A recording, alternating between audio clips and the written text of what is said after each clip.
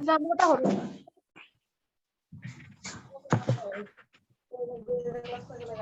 যখন বললে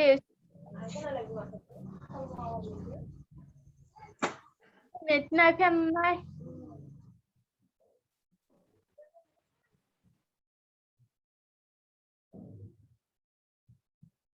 हाँ, तो बताओ कौन सा सही होगा। देखो इसका आंसर पहले मैं नीचे वाला आपको बताता हूँ।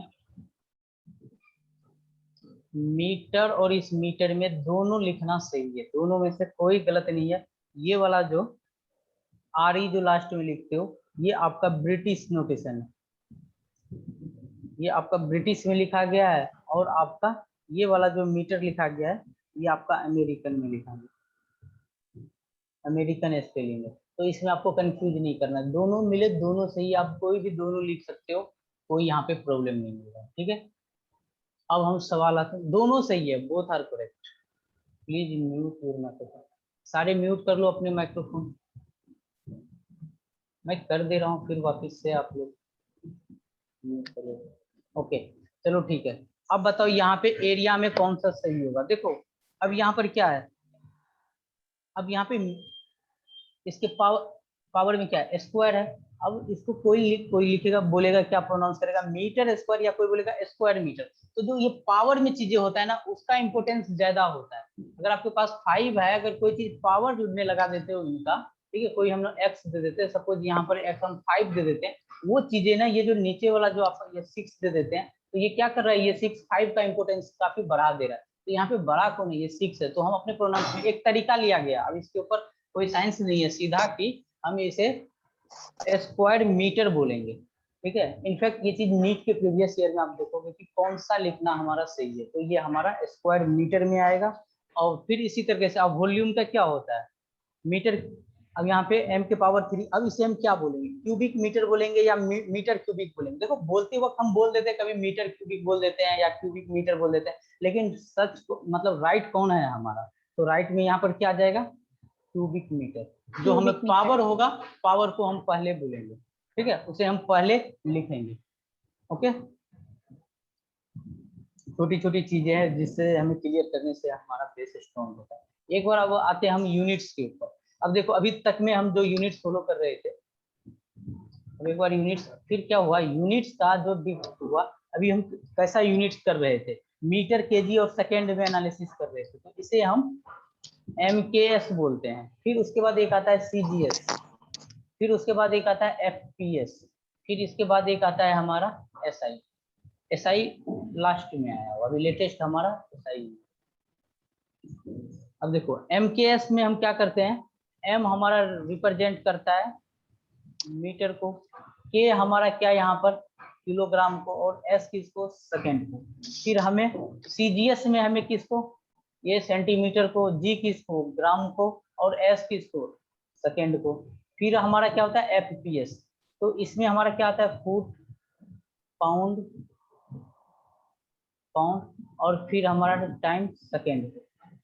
ये हमारा 3 आया था। सबसे पुराना जो हमारा है इसमें FPS है, फुट पाउंड सेकेंड, FPS है। अब देखो FPS सिस्टम उतना अच्छा नहीं रहा हमारे लिए ऑब्जर्व करना। इसके लिए क्या प्रॉब्लम आया था FPS सिस्टम के साथ, ये इनिशियल में जो स्टार्ट होता है जापान साइड में हुआ था, ठीक है। तो अब वहां पर अब देखो, वहां के राजा के अकॉर्डिंग मेजरमेंट किया जा सकता था। सपोज कि हमें अब लेंथ का मेजरमेंट कैसे होगा, तो वहां के राजा का जितना हाइट है, ठीक है ना, अकॉर्डिंग टू राजा, ठीक है, राजा के अकॉर्डिंग। सपोज राजा वहां का है, वहां पे अब जापान के लोग का तो हाइट होता है छोटा, अब जापान के सपोज वहां पे 4.5 फीट का है, ठीक है, 4.5 फीट का वहां का राजा है जापान का।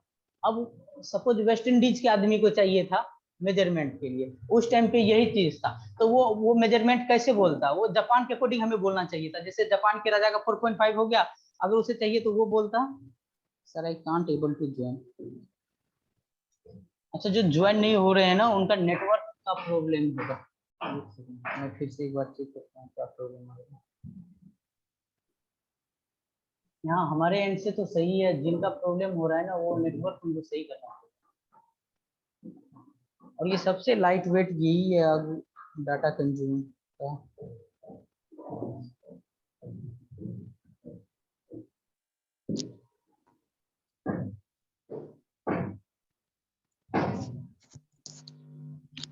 हाँ अरे कुछ बच्चे लिंक मांग रहा है, ये वापस से सेम ही लिंक है, एक सेकंड में वापस से वही लिंक में प्रोवाइड कर देता हूँ।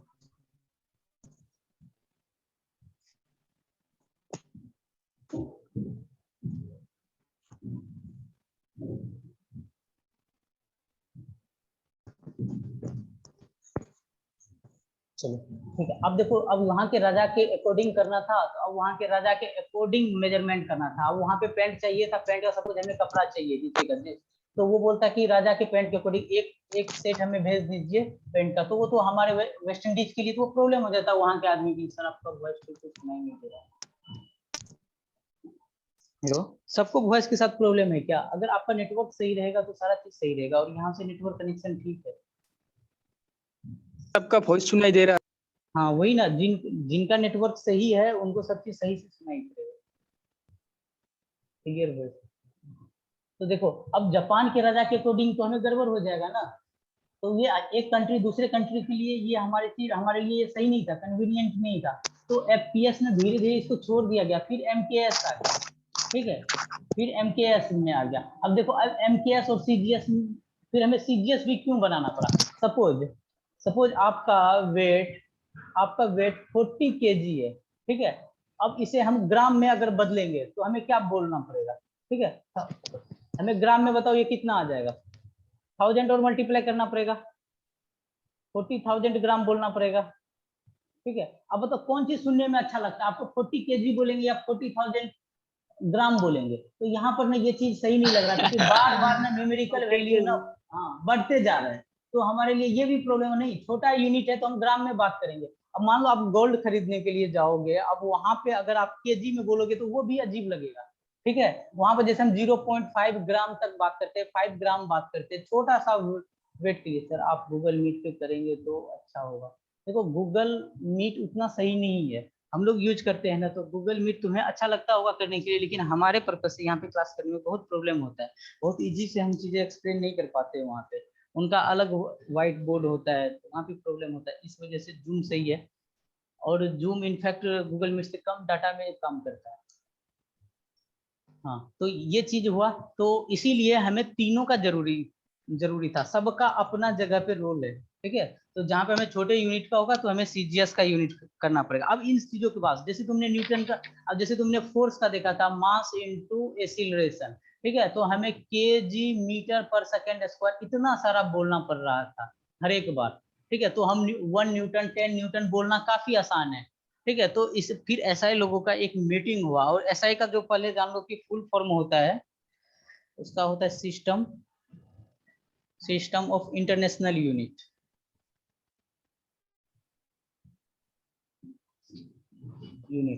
तो सिस्टम ऑफ इंटरनेशनल यूनिट्स, इसने मीटिंग एक गठन किया, और मीटिंग में बोला गया कि जिन चीजों का हमें बहुत ज्यादा एप्लीकेशन होता है, बार बार हमें जिन चीजों का हमें ज्यादा रोल होता है, ठीक है, हमारे फिजिक्स के अंदर, उन चीजों को हम सिंप्लीफाई कर देंगे, उससे हम एक अलग से नाम दे देंगे, ठीक है। तो आगे आप बार बार आगे पढ़ते रहोगे, जैसे आपने अभी न्यूटन के बारे में पढ़ा, 1 न्यूटन बोल देते हैं, 1 केजी मीटर पर सेकेंड स्क्वायर को 1 न्यूटन बोल देते। इसी टाइप से बहुत सारे सिस्टम हमें मिला है यूनिट्स का, जिसे हम एसआई यूनिट में बोलते हैं, ठीक है। ये चीज समझ में आ गया? चलो अब आगे यस सर। अब देखो यहाँ पर जो मैंने बताया था कि डिराइव भी करने का, वो डिराइव आपके ऊपर पता होना चाहिए आपको क्या फॉर्मूला है, उसके बाद आप आगे बढ़ोगे, ठीक है, उसके अकॉर्डिंग आप आगे बढ़ोगे। अब आगे हम आते हैं मेजरमेंट के ऊपर, और मेजरमेंट को समझना काफी इंपॉर्टेंट है, क्योंकि इसके ऊपर सवाल आता है। मेजरमेंट्स क्या होता है, हम यहाँ पर एन इंटू यू से इसको रिप्रेजेंट करते हैं। यू होता है हमारा यूनिट, एफपीएस वाला फिर से बताइए, एफपीएस होता है फुट पाउंड सेकेंड। अभी भी कुछ कंट्री में एफपीएस यूनिट चल रहा है हमारा, ठीक है। एफ रिप्रेजेंट करता है फुट को, पी रिप्रेजेंट करता है पाउंड को, और एस रिप्रेजेंट करता है सेकेंड को। जैसे यहाँ पे सीजीएस सेंटीमीटर को, ग्राम को, लेंथ को, तो इसका मतलब क्या हुआ, जो एमकेएस मीटर जो फर्स्ट में लिखा हुआ है वो लेंथ को रिप्रेजेंट करता है, ठीक है, मीटर, सेंटीमीटर और फुट, ठीक है, ये लेंथ में होता है। फिर जो बीच वाला, जो मिडिल वाला है, के जी पी, ये जो एम के एस के जो बीच में के है ये मास को रिप्रेजेंट कर रहा है, ग्राम किसको, मास को, पी पाउंड मास को, फिर हमारा एस जो है ये हमारा किसको, टाइम को रिप्रेजेंट कर रहा है। ओके, अब आते हैं हम मेजरमेंट। मेजरमेंट होता है एन इंटू यू, यू को हम यूनिट बोलते हैं और एन जो होता है ये हमारा न्यूमेरिकल वैल्यू होता है, न्यूमेरिकल वैल्यू होता है, ठीक है। और इन दोनों को एन इंटू यू को हम एक साथ कंबाइंड, इसको हम बोलते हैं मैग्नीट्यूड ऑफ क्वांटिटी।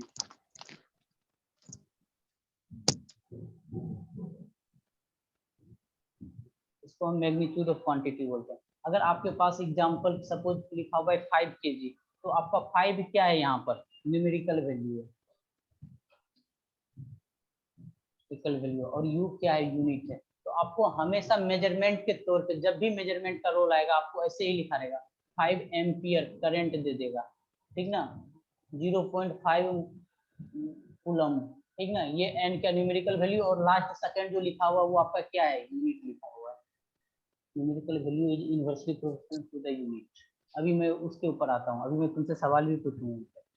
अब देखो, अब क्या बोला गया, ये चीज आया, और आगे क्या बोला गया, एन इंटू यू जो होता है ना ये कांस्टेंट होता है, ठीक। अब कांस्टेंट होगा ना, ये न्यूमेरिकल वैल्यू है, ये यूनिट है, तो ये कांस्टेंट होना ही चाहिए, यहाँ पे कोई चीज तो वेरिएबल है ही नहीं, तो एन और यू जो होता है हमारा कांस्टेंट होता है। तो यहाँ से हम क्या बोल सकते हैं, एन हमारा इनवर्सली प्रोपोर्शनल है किसके, यू के।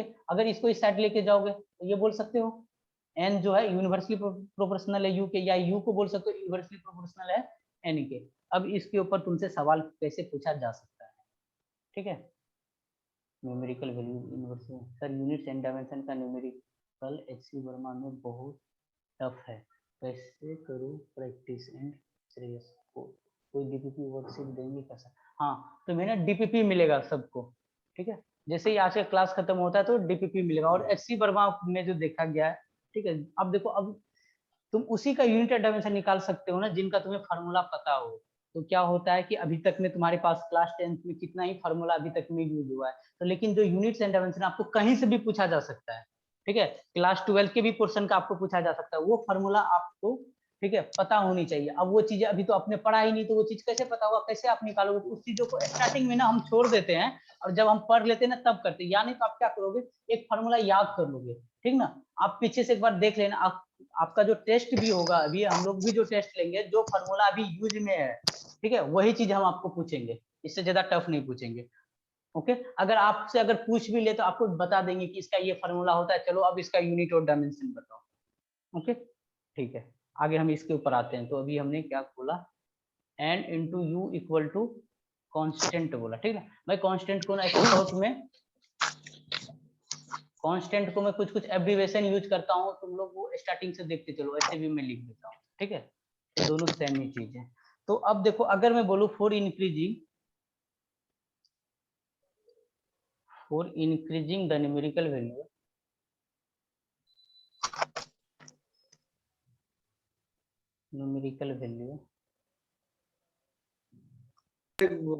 यूनिट इज, ठीक है, इंक्रीजिंग या डिक्रीजिंग, ठीक है, इंक्रीजिंग या डिक्रीजिंग,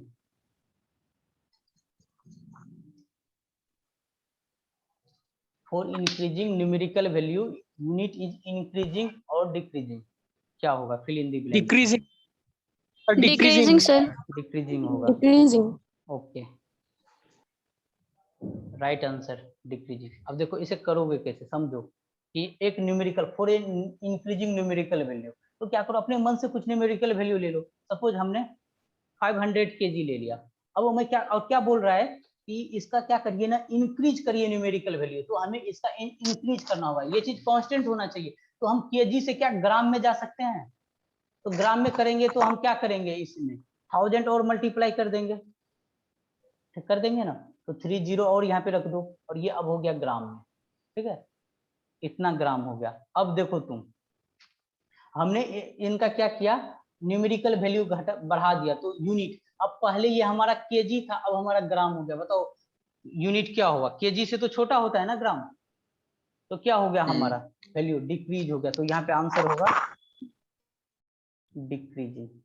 अगर सेम यही चीज पूछा जाता, ठीक है, सेम यही चीज पूछा जाता for for increasing the unit comma, ठीक है, numerical value is numerical value. अब इंक्रीजिंग होगा या डिक्रीजिंग होगा? डिक्रीजिंग डिक्रीजिंग होगा। अब ऐसे ही समझ लो कि सर मैं क्या करता हूँ 5000 ग्राम ले लेता हूँ, ठीक है। अब हमें क्या करना है, यूनिट को बढ़ाना है। यूनिट को बढ़ाएंगे तो इसके साथ ये नहीं कि हम सीधा यहाँ पे 5000 ऐसे करके केजी लिख देंगे, ठीक है। कांस्टेंट वैल्यू करके सोचा करो, तो हम ये चीज हमारा क्या हो जाएगा,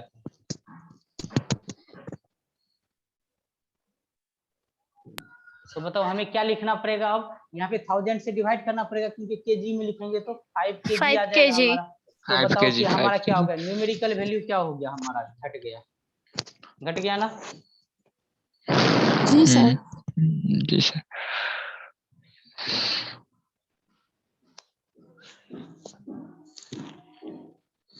अच्छा, आप लोगों को रिकॉर्डिंग वीडियो भी मिल जाएगा, अगर किसी को प्रॉब्लम है ना, अगर आवाज सुनाई नहीं पड़ रहा है तो रिकॉर्डिंग वीडियो भी देख सकते हो। अगर किसी ने लाइव क्लास किया है अच्छे से तो उससे रिकॉर्डिंग वीडियो देखने का कोई जरूरत नहीं है, ठीक है। अब एक आते हैं properties of unit. Sir recording video हमें कहाँ पर मिलेगा? आपको मिल जाएगा एप्लीकेशन, आपका जो ग्रुप होगा ना, ग्रुप पे भी मिल जाएगा आपको, व्हाट्सएप और एप्लीकेशन पे भी मिल जाएगा। Okay sir. और वो जैसे ही मिलेगा आपको नोटिफाई कर दिया जाएगा। अच्छा, अभी आप लोगों का ग्रुप नहीं है क्योंकि अभी आपका ब्रॉडकास्टिंग के कॉन्सेप्ट से आपका क्लास चल रहा है। हाँ, तो ग्रुप भी बन जाएगा। हाँ, आपका ग्रुप भी बन जाएगा, तो कोई दिक्कत नहीं है, ग्रुप भी बन जाएगा।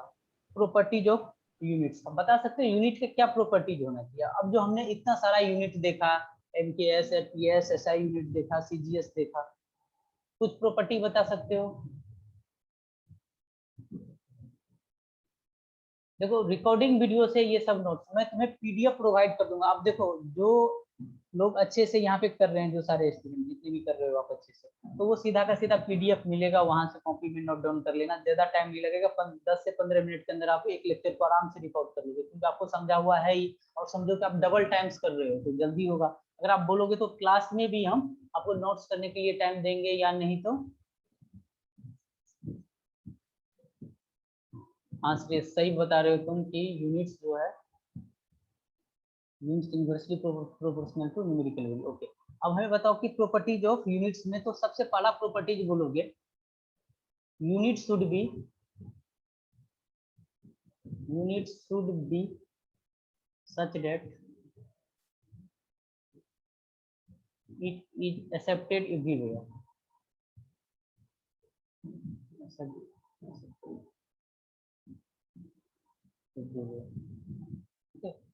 प्रॉपर्टीज ऑफ यूनिट्स में पहला आता है unit should be such that it is accepted everywhere. ऐसा होना चाहिए कि ये हर एक जगह एक्सेप्टेड हो। यहाँ पर पता चला इंडिया में MKS हो रहा है और दूसरे जगह पे कोई और तरीके से वो मेजरमेंट हो रहा है, तो ऐसे नहीं होना चाहिए। ऐसा हम यूनिट बनाएंगे जो हर एक के लिए कन्वीनियंट हो और हर एक जगह वो एक्सेप्टेड हो।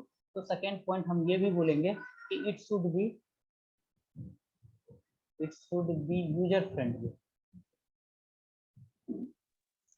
User friendly and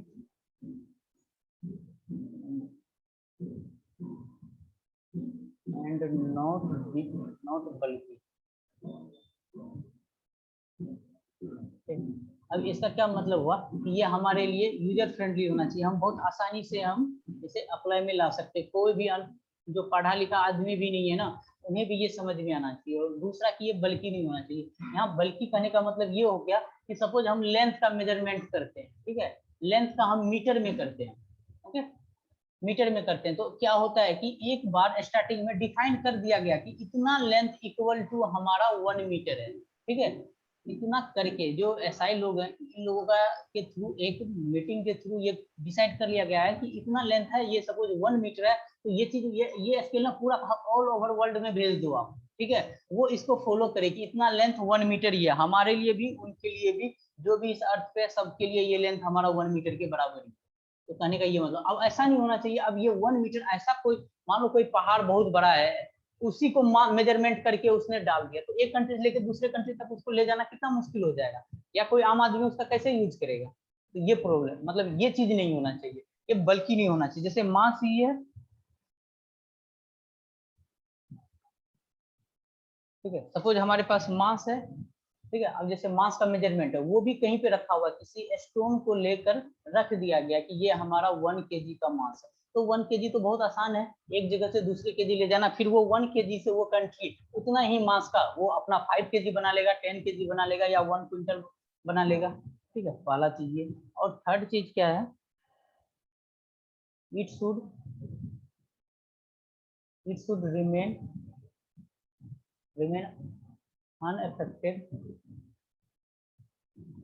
unaffected by natural phenomena.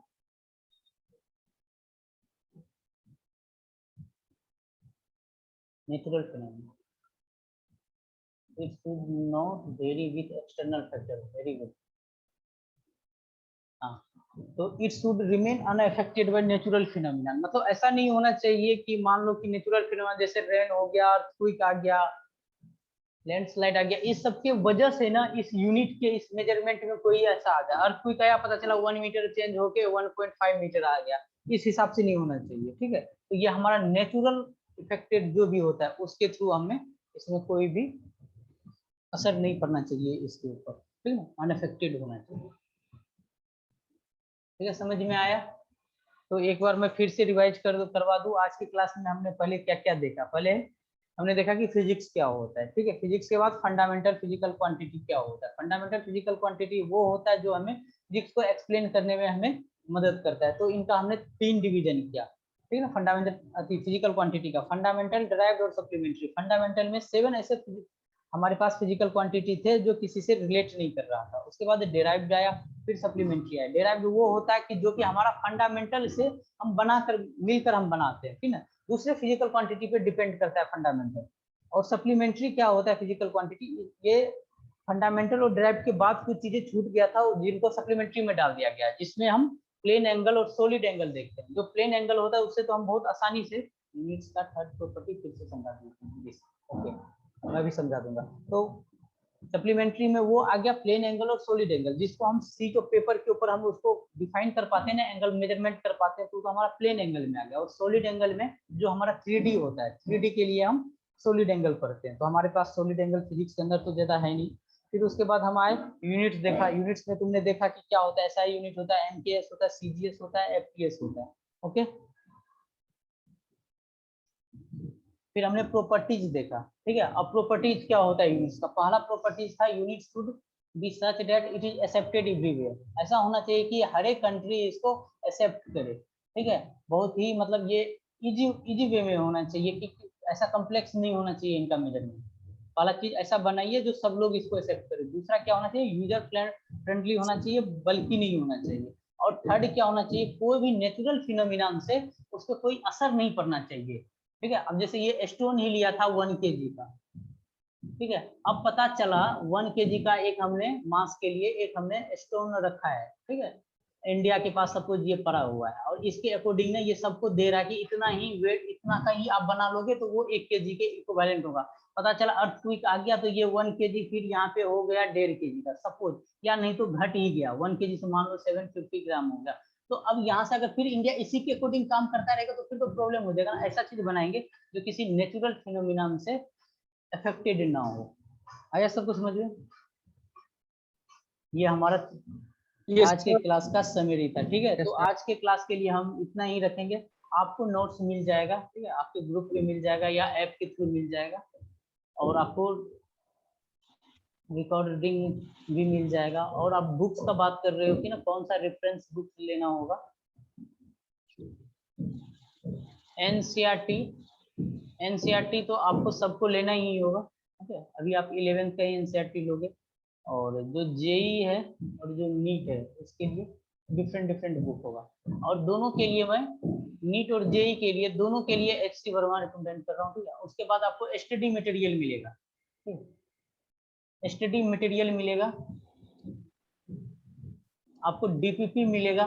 तो वो हमें स्टडी मटेरियल और DPP वो तो करना ही है, करना है, साथ में HC वर्मा भी करना है। अगर और भी रेफरेंस बुक लिए चाहोगे, अब जैसे आपको एनसीईआरटी तो करना ही है, बोर्ड्स के टीचर आपको एसएल अरोरा भी बोलेंगे तो वो भी ले लेना, आपको बेसिक कॉन्सेप्ट समझाता है। फिर अगर जेई में कोई और उनको कुछ और एक्स्ट्रा देखना हो ना, तो वो सिंगेज पब्लिकेशन का वो जेई एडवांस, ठीक है, जेई एडवांस का बुक्स ले सकता है फिजिक्स का, ठीक है। और वही बीएम शर्मा उनके राइटर है। और जो नीट के लिए है, नीट के लिए भी A to Z बुक्स का नाम है A to Z, ये भी आपका सिंगेज पब्लिकेशन का ही आता है, सिंगेज पब्लिकेशन। तो ये सारे बुक्स आप रेफरेंस के लिए रख सकते हो, ठीक है। तो आप पहले तो एसएल अरोरा बोलते हैं ना, हाँ एसएल अरोरा ले लेना, और उसके बाद एनसीईआरटी ले लेना, और एचसी वर्मा ले लेना, और आपको स्टडी मटेरियल मिलेगा। फिलहाल तो आप ये करो, बाद में आप सिंगेज पब्लिकेशन का बुक्स ले लेना, ठीक है। तो आज का क्लास हम यहीं तक रखते हैं।